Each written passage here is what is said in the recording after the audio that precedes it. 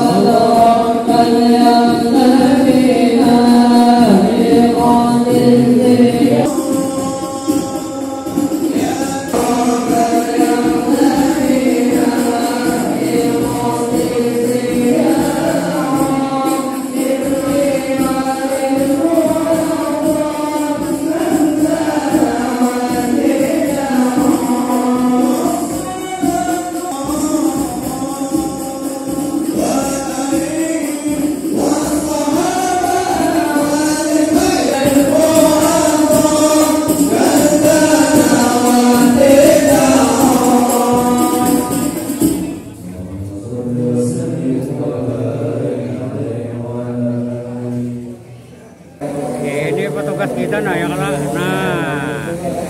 artinya kok bertahu di hujan ya kalau yang penting tugas berkat Rasulullah dapat melaksanakan tugas, mudah-mudahan umat ya kalau semakin baik. Amin. Itu oke, terima kasih. Selamat bertugas dulu. Oke.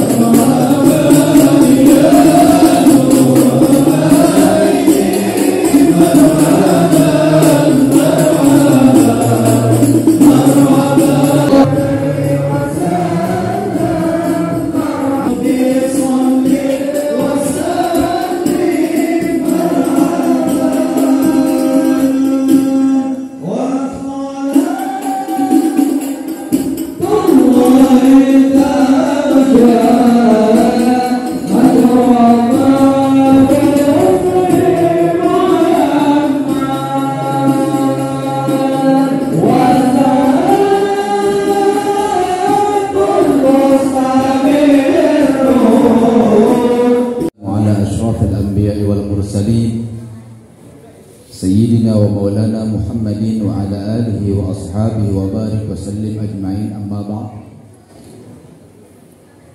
Yang sama-sama kita muliakan, yang sama-sama kita hormati para habaib, para alim ulama yang hadir pada kesempatan malam hari ini, wabil khusus yang mulia Al-Habib Muhammad Bagir bin Abdullah bin Hasan Al-Habsyi dari Jakarta, yang pada malam hari ini insyaallah akan menyampaikan tausiah pun ceramahnya tentang peringatan Isra dan Mi'raj pada malam hari ini.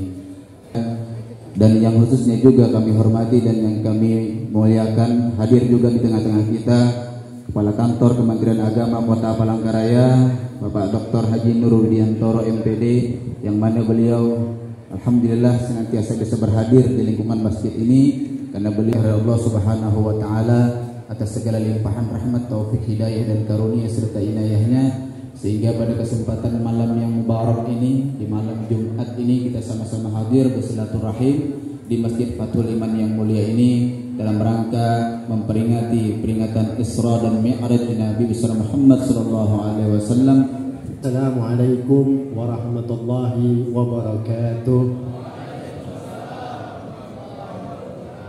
Lakal hamdu syukra wal qalmanu fadla wa anta rabbuna al-haqqa wa nahnu abdika ar-riqa wa ashhadu an la ilaha illallah wahdahu la syarika lah wa ashhadu anna sayyidana wa habibana Muhammad sallallahu alaihi wa ala alihi wa sahbihi wasallam.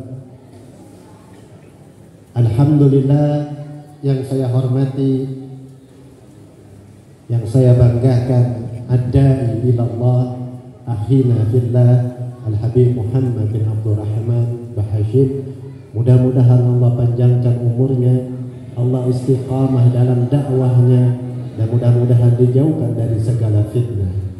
Dan juga yang saya hormati maupun para anbiya dari Adam sampai kepada Isa, semua iri kepada kita. Apa? Karena kita dijadikan sebagai umat yang terbaik, umatnya Sayyidil Wujud Muhammad. Inilah kenikmatan yang paling tinggi, dan puncak kenikmatan kita adalah ketika kelak kita bersama dengan Sayyidil Wujud Muhammad di surga Allah Subhanahu wa ta'ala. Dan kenikmatan semacam ini kalian duduk di majlis untuk memperingati hal dari Sayyidil Wujud Muhammad, atau memperingati hal dari para awliya, memperingati mi'rajnya Rasulullah. Semua apa yang kita duduk setiap di majlis, apapun kita duduk dan apapun yang kita minta, pasti Allah kabulkan. Kenapa? Karena kita duduk di tempat pembukaan segala sesuatu amal kita melalui yang membuka, yaitu Sayyidil Wujud Muhammad salawatuka alaihi wa ala alihi wa sahbihi ajma'in. Dan juga tidak lupa kita panjatkan salam kepada Sayyidil Wujud Muhammad beserta anak keluarganya, anak keturunannya dan para sahabatnya, dan beserta para pengikut-pengikut beliau yang setia. Alhamdulillah, duduk semacam ini adalah duduk yang sebenarnya kita sedang duduk di taman surganya Allah. Di dunia kita sudah duduk di tamannya surganya Allah Subhanahu wa ta'ala. Baru kita duduk sekarang. Tapi nanti di akhirat, kita semua yang hadir insya Allah pun akan duduk di taman surganya Allah yang hakiki di akhirat ini. Allah Subhanahu wa ta'ala sudah diabadikan Sayyidil Wujud Muhammad di dalam ayat-ayat Al-Quran. Tetapi di sini saya cuma mau mengupas, saya cuma mau menceritakan satu kisah, yang mana kisah ini membuat semua para anbiya iri kepada Nabi Muhammad, membuat semua para anbiya ingin melepaskan jabatannya dia dari kenabian dan kerasulannya hanya untuk ingin menjadi umat dari Nabi Muhammad sallallahu alaihi wasallam. Rasul pernah Isra dan Mi'raj. Ketika Rasul Isra dan Mi'raj, di dalam perjalanan Rasulullah sallallahu alaihi wasallam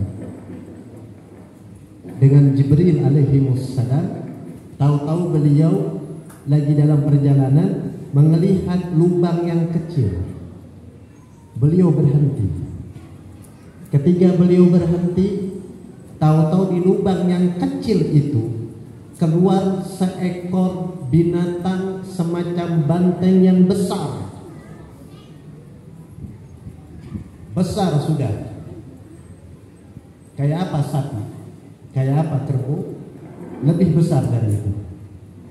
Setelah dilihat oleh Nabi Muhammad, banteng itu ingin masuk lagi ke lubang yang paling kecil tadi, ternyata nggak bisa masuk. Rasul heran. Tadi dia bisa keluar, sekarang dia tidak lagi bisa masuk ke dalam. Akhirnya Rasulullah bertanya kepada Jibril alaihi wassalam, "Ya Jibril, ishana, apa ini? Apa maksud ini? Kenapa tadi lubang yang kecil dia keluar dia bisa, ketika dia mau masuk lagi dia sudah tidak bisa?" Kata Jibril, "Ya Rasulullah, ini ibarat umatmu kelak. Apabila umatmu mempunyai mulut yang sangat mungil, mulut kita kecil, mulut kita kecil. Ketika dia mengeluarkan kata-kata, sesuatu kata-kata yang tidak bisa dijaga oleh dia, maka kata-kata yang buruk itu tidak bisa lagi ditarik. Ya Allah, aku bermohon atasnya ismuhu Muhammad, dengan nama Nabi Muhammad." Maka Adam pun memohon kepada Allah atas nama Nabi Muhammad SAW. Ketika Allah mendengar Adam mengucapkan semacam itu, Adam pun langsung Allah menjawab, "Ya Adam, min aina araftu ismuhu Muhammad lam yukhlaq." Wahai Adam, dari mana engkau mengetahui namanya Sayyidina Muhammad sedangkan dia belum aku ciptakan? Apa ujar Adam? "Ya Rabb, wahai Tuhanku, ketika engkau menciptakan aku dengan kekuasaanmu, ketika engkau masukkan ruh di dalam jasadku, fara'aitu, dan aku melihat, fi babul arash, di pintu arasmu, maktuban, tertulis, la ilaha illallah Muhammadan Rasulullah, tiada Tuhan selain Allah dan Nabi Muhammad adalah Rasulnya Allah.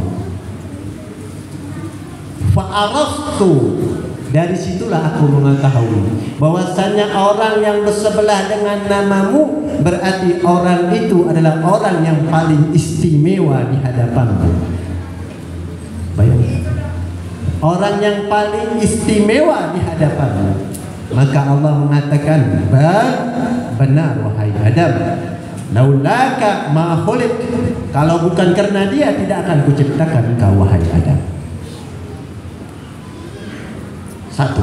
Yang kedua, ketika Musa mengatakan aku ingin menjadi seperti umatnya Nabi Muhammad, aku ridha melepaskan jabatannya dari Nabi sebagai Nabi dan Rasulnya Bani Israel. Dan Musa mengatakan, Allahumma ini as'aluka ya Allah, ya Allah, aku minta ridha kepada dirimu. Aku minta ridha, kata Allah, engkau minta ridha kepadaku wahai Musa. Iya ya Allah. Kalau kau ingin mendapatkan keridhaan dari Tuhanmu Allah, kau mau kata Musa, aku ingin mendapatkan keridhaanmu ya Allah. Apa kata Allah? Ya Musa, apapun yang diridhai oleh Habibi Muhammad maka aku akan beridha. Apapun di dunia ini yang tidak diridhai oleh Habibi Muhammad maka engkau siapapun tidak akan mendapatkan keridhaannya. Artinya apa kata Allah? Bahwasanya keridhaanku sebagai Tuhan seluruh alam ini ada di dalam genggaman Nabi Muhammad SAW.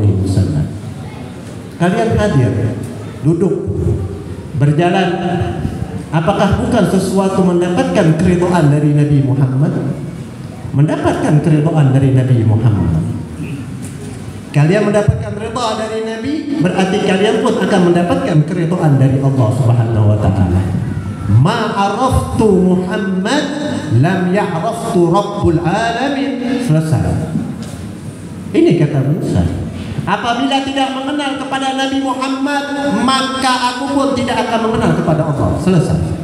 Anda mengenal tentang salat, Anda harus mengenal siapa yang membawa salat itu, yaitu Sayyidil Wujud Muhammad sallallahu alaihi wasallam. Kalian salat, berbuat kebaikan, semuanya dari mana? Semuanya dari Nabi Muhammad. Adakah sesuatu yang tidak melalui Nabi? Kebaikan itu ada apa tidak? Enggak. Semua kebaikan dari Nabi Muhammad. Makanya saya bilang dengan orang-orang, kalau kau ingin makan pasti melalui pakai tangan kanan. Jangan kau bilang aku ikut sunnahnya Nabi. Jangan. Tapi kau bilang aku makan ini seperti makannya Nabi Muhammad sallallahu alaihi wasallam. Kita ini umatnya Rasul. Kita umat yang setiap tahun memperingati Mi'raj dan memperingati Maulid Nabi Muhammad. Tapi kita ketika kita menyebut nama Rasulullah, adakah sesuatu getaran di hati kita kepada Nabi Muhammad? Ada apa tidak? Kita mengakui kita cinta dengan Rasulullah. Kita siap berjuang dengan Nabi Muhammad. Tidak ada umat yang mengatakan tidak cinta dengan Nabi. Pasti cinta. Setiap yang cinta itu pasti harus butuh pengorbanan. Apa yang kita korbankan untuk Nabi Muhammad sallallahu alaihi wasallam? Saya pernah berpuluh tahun yang lalu, saya pernah di Hadramut. Tahun 97 saya sampai di Hadramut. Selama 40 hari Sayyidina Habib Umar bin Habib. Waktu itu kami belum ada Dar Mustafa, masih di dalam Dar Inat di Aidin, bersebelahan dengan Habib Umar bin Habib. Ada di sini mungkin yang baru kemarin datang Habib Ali Malehi, ya. Nah itu murid saya waktu dia di Cipayung. Habis itu kita kirim ke Hadramut. Habib Umar setiap murid sudah belajar di Hadramut atau menginjak di Tarim selama 40 hari pasti akan ditanya oleh Habib,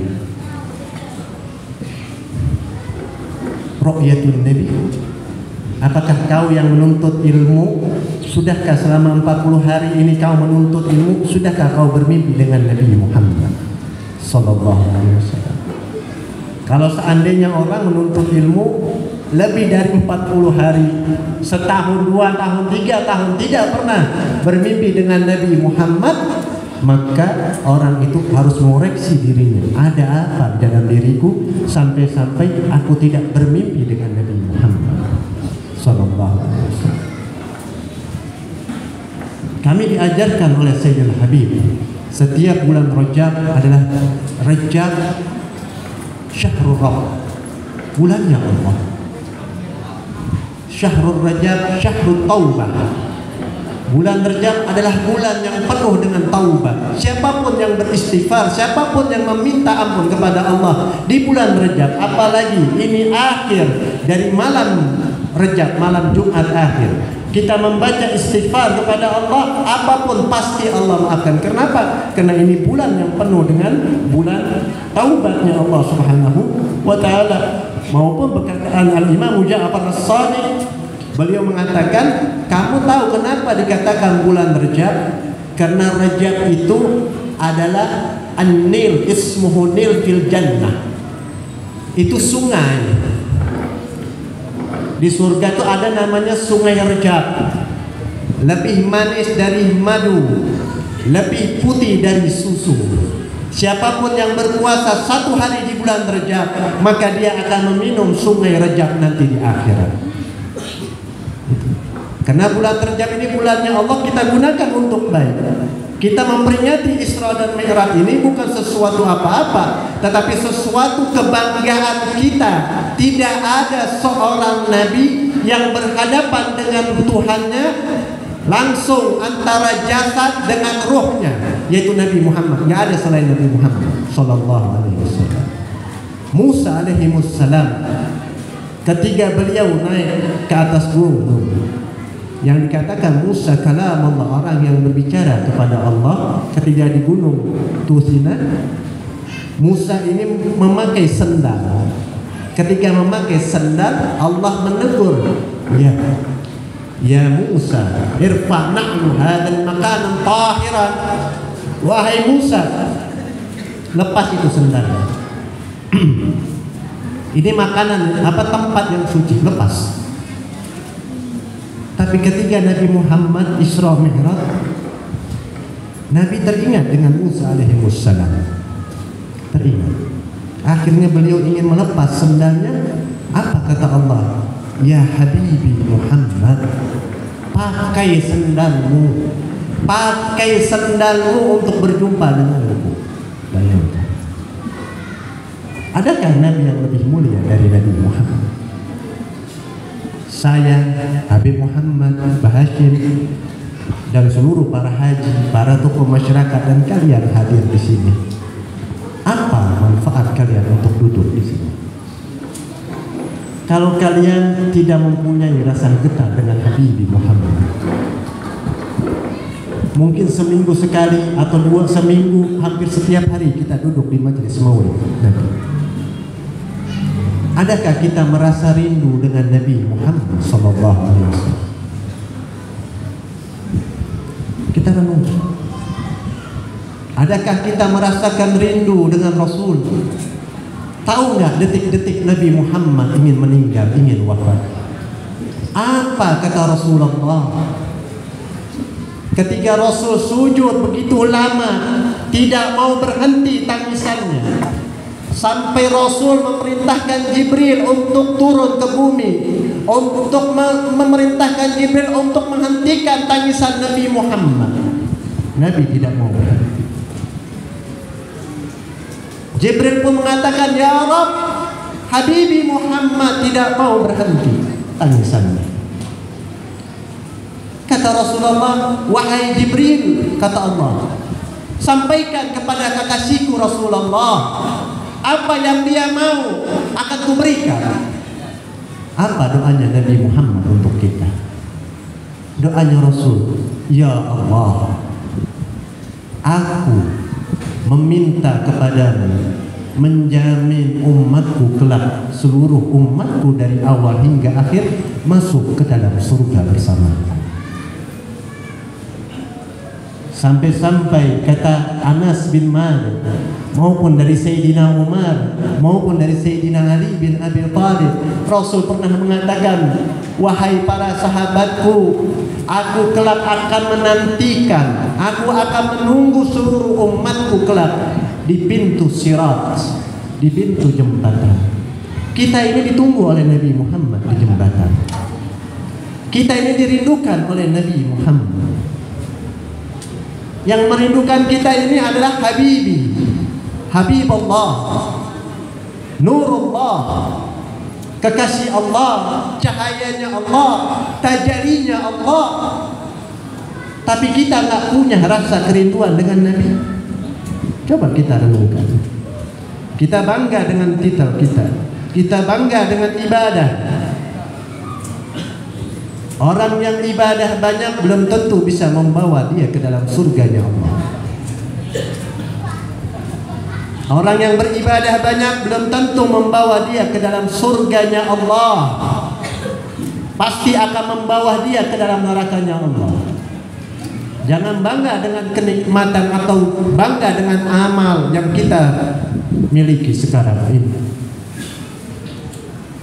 Tahu Wes,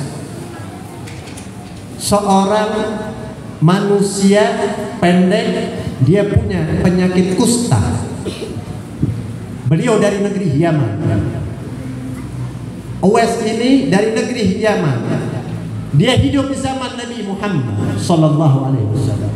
Uwais ini punya seorang ibu yang mengabdi kepada ibunya. Uwais ini sudah rindu dengan Nabi Muhammad, rindu dengan Rasul. Akhirnya dia minta izin kepada ibunya, wahai ibuku, izinkan aku untuk berangkat ke Madinah untuk berjumpa Habibi Muhammad. Kata ibunya, baik, aku izinkan. Tapi kalau tidak ada Rasulullah, maka kau harus kembali, wahai Uwais. Baik. Tahu-tahu Uwais datang ke Madinah. Di waktu itu Rasulullah sedang pergi berperang. Uwais menunggu Rasulullah 1 hari, 2 hari belum datang. Akhirnya ketiga harinya kata Uwais, ya Rabb, alangkah ruginya aku sudah datang ke kota Madinah tapi aku tidak bisa melihat wajah kekasihku Muhammad. Akhirnya dia kembali ke negeri Yaman, tidak berjumpa dengan Nabi Muhammad SAW. Ketika Rasul sampai di Madinah, duduk seluruh para sahabat, Nabi Maha tahu yang belum terjadi maupun yang akan terjadi maupun yang sudah terjadi. Nabi sudah tahu, wa awal wal akhir. Ketika duduk, Nabi Muhammad mengatakan kepada seluruh para sahabatnya, ada satu orang yang mana beliau ini datang dari negeri Yaman, dia namanya Uwais bin Amr Al-Qutrun, kabilanya Qutrun, terkenal di Yaman.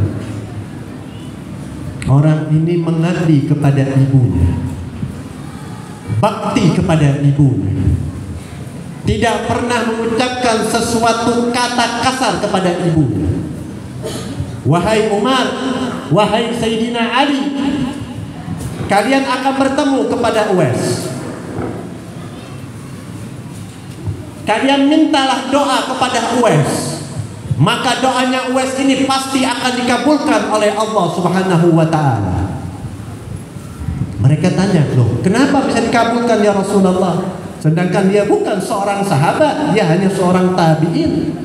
Cuma satu ibadahnya, yahdum min ummi, membantu, mengabdi, taat kepada ibunya, kata Rasulullah. Itu. Akhirnya Rasul wafat. Ketika wafat waktu itu Sayyidina Umar bin Khattab radhiyallahu anhu, Amirul Mukminin, sudah menjadi seorang Amirul Mukminin. Akhirnya Sayyidina Umar ini datang ke Mekah. Ketika datang ke Mekah, kata Sayyidina Umar bin Khattab radhiyallahu anhu warḍa, siapa di antara kalian yang datang dari negeri Yaman, maju ke depan. Maju. Siapa di antara kalian dari Qabili Al-Qutrun? Cuma 2 orang, yang satu Tuhan. Sayyidina Umar bertanya, kalian dari Qutrun? Naam ya Amirul Mukminin. Araftu Uwais. Salah seorang yang tua mengatakan, araftu, kami tahu. Ada di mana dia sekarang? Ya Amirul Mukminin, sekarang Uwais sedang ada di Arafat, sedang menggembala unta. Akhirnya Sayyidina Umar dengan Sayyidina Ali datang ke Arafat. Tahu-tahu Sayyidina Uwais lagi sholat. Sayyidina Umar menunggu, Sayyidina Ali menunggu. Ketika menunggu, akhirnya setelah salam, Sayyidina Uwais hanya melihat, dia nggak mengenal itu Sayyidina Umar bin Khattab, dan dia tidak mengenal kepada Sayyidina Ali karena dia bukan sahabat, dia tabi'in. Akhirnya ditanya, anta Uwais minal Yaman, kamu Uwais dari negeri Yaman? Nah, saya Uwais. Dari mana engkau tahu? Kamu Uwais? Anaknya Ammar. Kaget. Dari mana engkau tahu? Kamu tidak kenal denganku? Tidak. Kamu tidak kenal dengan ini? Tidak. Kata Uwais, saya mau tanya, dari mana kamu tahu namaku Uwais bin Amr? Kata dia, aku tahu namamu dari kekasihku Muhammad Rasulullah. Uwais langsung gemetar. Rasul menyebut namaku. Iya. Rasul menyebut namamu, wahai Uwais. Aku adalah Umar bin Khattab, yang di sebelahku adalah ibnu ammu, anak dari pamannya, yaitu Sayyidina Ali bin Abi Thalib. Uwais pun mendengar nama 2 orang besar ini, Uwais pun berdiri. Uwais pun mencium tangannya, dan dicium oleh Sayyidina Umar, dicium oleh Sayyidina Ali juga tangannya.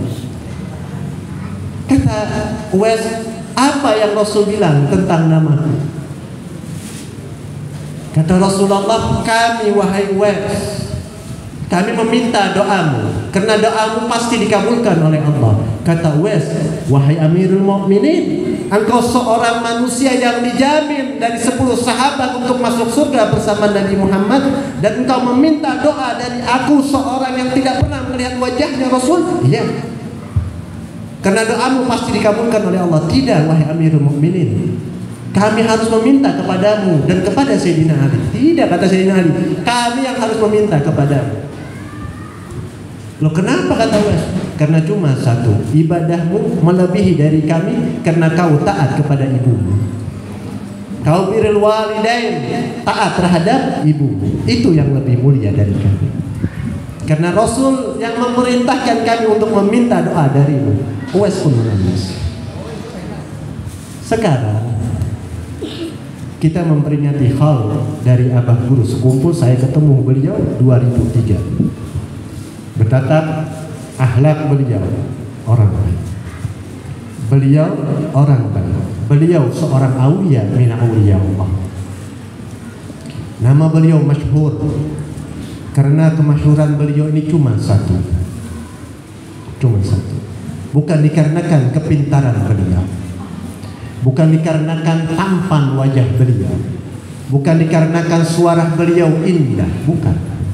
Cuma satu. Apa? Cinta kepada Nabi Muhammad. Rahasia beliau menjadi keberkahan semacam ini cuma cinta kepada Sayyidil Wujud Muhammad sallallahu alaihi wasallam.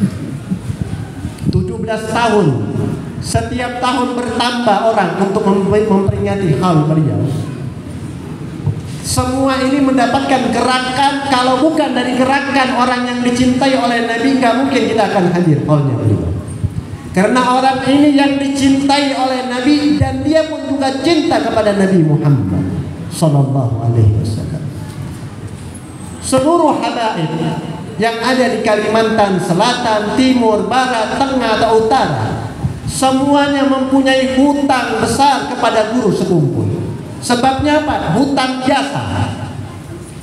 Kalau tidak ada Sekumpul, maka seluruh Kalimantan ini tidak akan tahu apa itu arti Habib, apa itu arti Maulid Simtuh Tulor. Nggak ada yang tahu.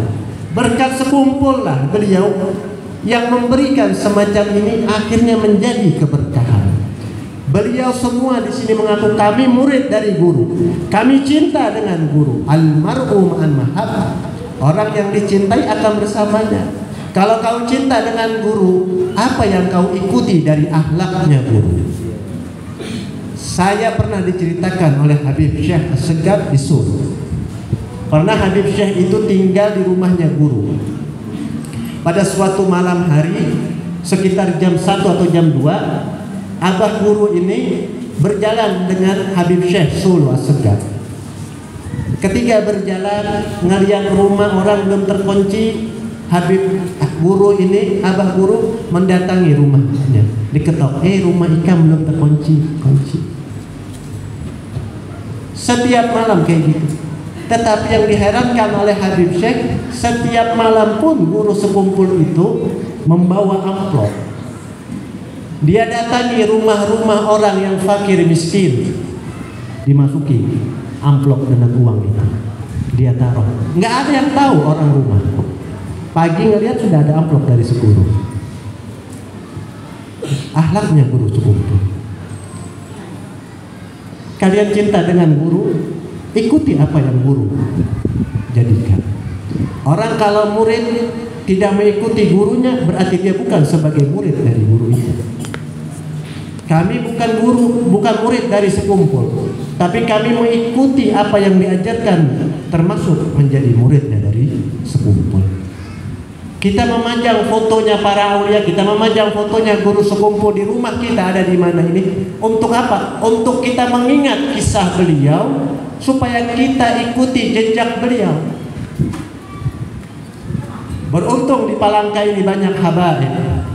Ada Habib Muhammad Bahashim, ada Habib-habib yang lain. Kedatangan mereka yang ada di depan para hadirin wal hadirat bukan sesuatu yang membawa nggak beruntung, tapi membawa sesuatu keberuntungan untuk kita. Karena kehadiran para habaib adalah memandang wajah mereka berarti memandang wajah datuknya Nabi Muhammad sallallahu alaihi wasallam.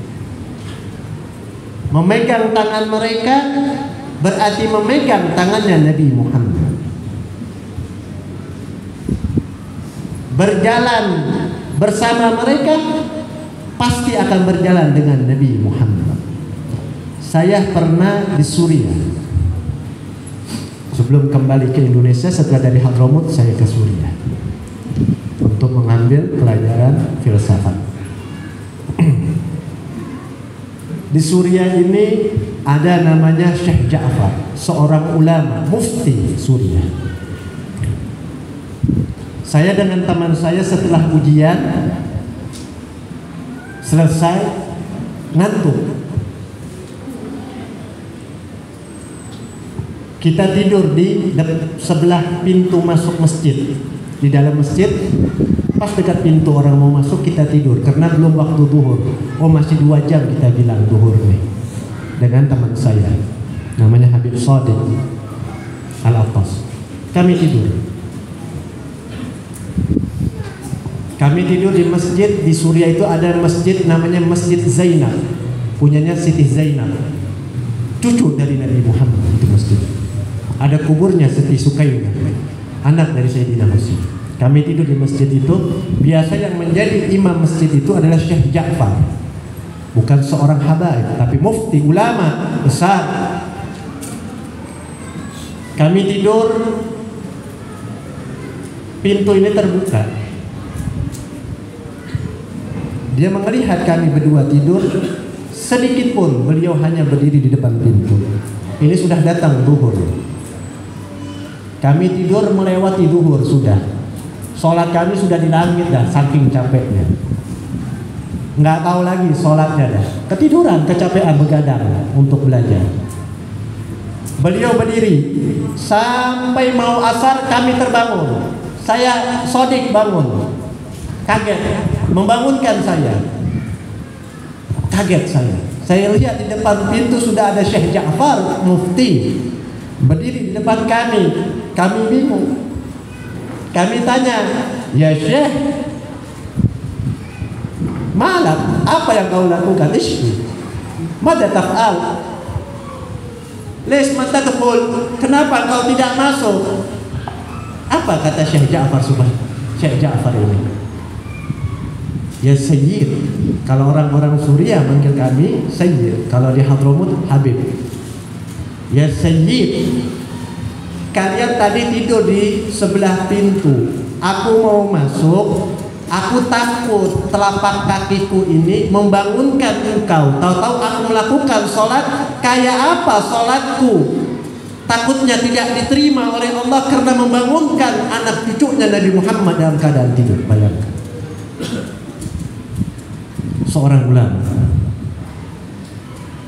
Saya pernah diceritakan langsung oleh guru. Ada salah satu seorang aulia Allah di Banjarmasin namanya Habib Salim bin Syahab almarhum di Pal 1. Habib Salim ini seorang majuduk datang ke guru dari Banjarmasin naik beca ke Matapura. Uyuh ada. Pian sekarang nah dari Palangka menuju jangan gin ke jembatan yang panjang tuh. Mana Buya? Nah, dia dah ke situ berjalan, naik beca, naik sepeda. Uyuh ada 50 kilo uyuh. Ini dari Banjarmasin ke Matapura. Habib Salim naik sama tukang becanya, kata Habib Salim, sini nyawa. Antar unda ke tempat guru. Guru siapa? Sekumpul. Datang. Pakai beca. Dari pagi sampai siang zuhur baru sampai sini di tempat guru. Dia ketok rumah guru. Ketika dia ketok rumahnya guru, kata Habib Salim apa? Dibuka sama guru. Pian KBB, kata Habib Salim. Habib Salim ini manggil orang, nggak manggil ulun pian kada unda nyawa. Majeduk.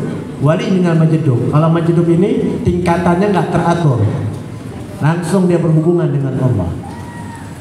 Kata Habib Salim, undana pengen ngelihat duit nyawa guru. Gitu, diantar sama guru, dibukakan berangkasnya guru. Ini pip duit ulun, hendak kalian ambil hak semuanya. Kada udah Salim, aku kada hendak. Pian hendak apa beb? Aku hendak cincin ikan. Bayangkan, cincinnya guru berlian, dibuka sama guru. Ini kata Habib Salim, unda bulik ya, bulik, berbulik lagi dari Matapura ke Banjarmasin. Sampai di Banjarmasin ini tukang beca sudah uyu, capek, lelah. Bayangkan siang balik, malam baru sampai. Ketika Habib Salim ditanya, kata tukang becanya bertanya, beb, pian ada apa ke tempat guru? Kada, unda pengen tahu aja. Lawan sidin, nyawa pengen sugih. Kalau kata Habib Salim itu sama tukang beca, ngip, ulun pengen sugih, pengen kaya, ulun pengen naik haji. Nih buat ikan, cincinnya sekumpul. Kaget itu tukang beca. Beb, buat saya kan? Buat kau. Bawa. Akhirnya dia bawa ke tukang berlian. Cincin ini terjual 20 miliar. Bayangkan keberkahan dari sekumpul. Kalian hadir, ini keberkahan dari sekumpul. Kalian bisa mengenal kepada Habib Muhammad, kepada Habib-Habib yang lain, semua berkat dari sekumpul. Habib Umar datang ke Palangka bukan dikarenakan kalian, bukan dikarenakan gubernur, dikarenakan kecintaan kita kepada sekumpul, maka beliau datang berkat sekumpul. Jaga nama guru kita, sekumpul. Contohkan adat kita kepada para habaib seperti guru sekumpul. Memperingati hal beliau adalah sesuatu yang menambahkan kecintaan kita kepada Sayyidil Wujud Muhammad sallallahu alaihi wasallam. Beliau tidak mungkin nggak pernah ketemu dengan Nabi. Ketemu terus dengan Rasulullah sallallahu alaihi wasallam. Minal auliya. Sekarang kita yang hadir ini, saya semua yang hadir. Sudahkah kita bertemu dengan Nabi Muhammad? Sudahkah kita mengenal dengan Nabi? Jangan dikira kita nanti tidak bertemu dengan Rasulullah. Di hadis Bukhari Riyadhus Shalihin dari Tabrani mengatakan, ketika seluruh makhluk ini mati, saya mati. Tapi yang saya tanyakan, ketika kita mati ini, roh kita mau dibawa kemana? Apakah dibawa di tempat yang baik, apakah di tempat yang buruk? Kita ini mati nggak tahu. Mati kita baik ataukah mati kita keluar dari agama Islam? Kita nggak tahu, belum tahu. Karena kita kematian ini nggak pernah membawa. Tetapi ketika kita mati, malaikat datang di alam kubur. Datang ini Munkar Nakir, bertanya, man rabbuka, wa man nabiyuka, wa man imamuka, wa man kiblatuka, wa man ikhwanuka. Kita jawab, Allahu Rabbi. Nyaman sekarang kita jawab di waktu hidup, Tuhanku adalah Allah. Enak. Tapi kalau sudah mati, bisa nggak menjawab sekarang seperti kita waktu hidup? Gemetar kita. Tapi sebelum semua itu kita ditanya oleh malaikat di hadis Riyadhus Shalihin. Tahu-tahu malaikat ini datangnya bukan 2 tapi ada 3. Kita semua akan ditanya, hei penghuni kubur, kau tahu yang aku bawa ini siapa? Kamu kenal nggak yang aku bawa ini siapa? Bingung. Siapa? Enggak kenal wahai malaikat. Aku enggak kenal siapa orang ini. Oh, kau enggak kenal? Enggak. Sebelum kita di neraka, Allah sudah menunjukkan neraka di alam barzakh. Di alam barzakh. Tak ada orang meninggal lagi, Ditanya kamu kenal? Aku kenal yang kau bawa. Itu adalah Nabiku Muhammad. Maka Allah memerintahkan kepada malaikat untuk melihatkan surga sebelum dia masuk ke dalam surganya Allah. Karena setiap orang yang masuk ke dalam surganya Allah, setiap orang yang beriman kepada Allah, pasti dia mempunyai kecintaan kepada Nabi Muhammad. Kalau dia tidak mengenal dengan Rasulullah, tidak mungkin dia akan mengenal kepada Allah Subhanahu wa taala. Tidak mungkin dia akan mengenal kepada akhlak, tidak mungkin dia akan mengenal kepada Islam kalau tidak mengenal kepada Nabi Muhammad sallallahu alaihi wasallam. Intinya Pak, jaga persatuan kita. Jangan kita bedakan satu sama lain. Jangan kita bedakan Habib ini, Habib itu, ulama ini, ulama itu, orang miskin, orang ini. Jangan kita bedakan. Saya punya murid mau di Tanjung atau di Jakarta.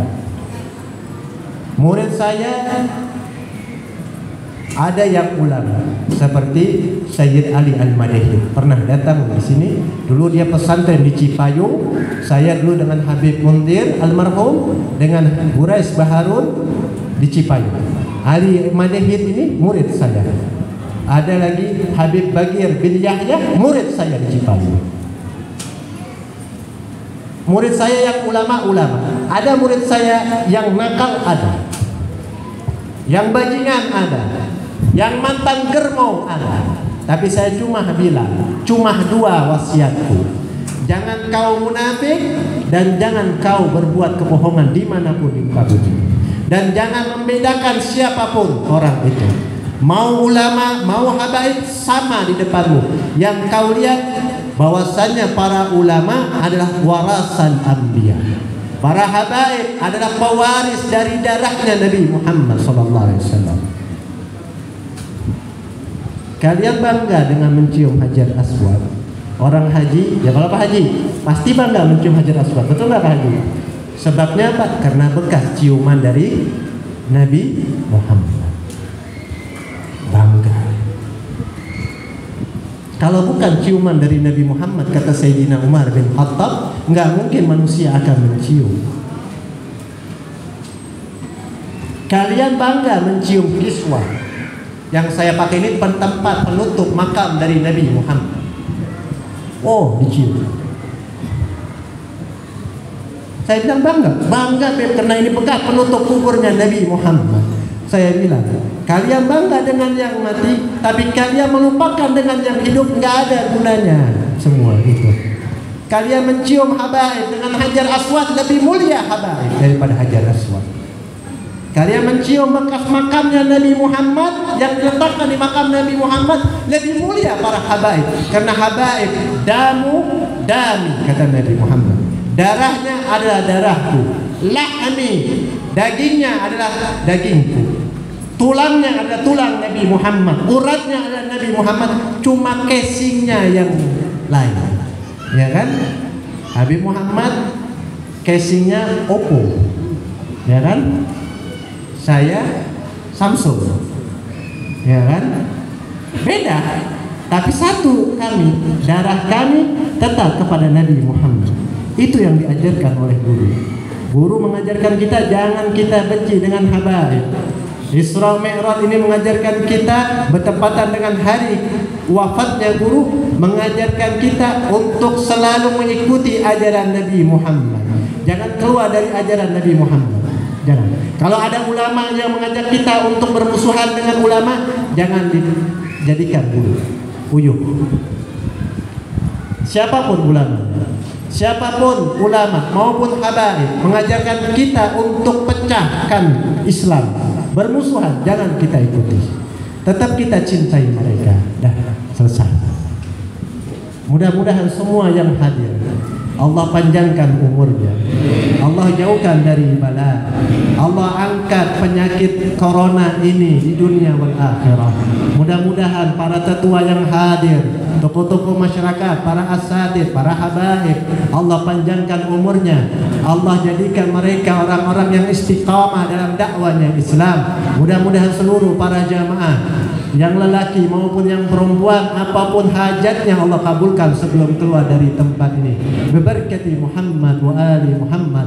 Allahumma hayyina ala dhalik wa mitna ala dhalik wansurna fi zumrati ma'a Muhammad wa ala Muhammad ya Karim. Mudah-mudahan kita dihidupkan bersama Nabi Muhammad, dimatikan bersama Nabi Muhammad, dibangkitkan bersama Nabi Muhammad.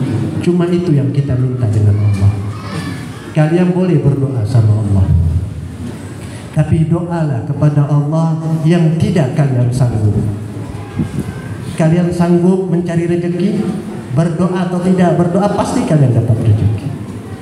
Tapi yang kalian tidak sanggup, ya Allah, jangan kau palingkan wajah kekasihmu Muhammad. Kalau Rasul berpaling, mati kita.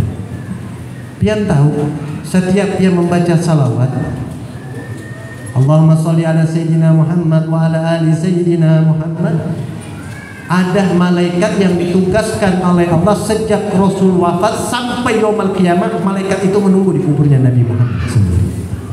Malaikat inilah yang akan mengatakan, ya Rasulullah, Habib Muhammad bin Abdurrahman bin ini malam ini bersolawat kepada diri.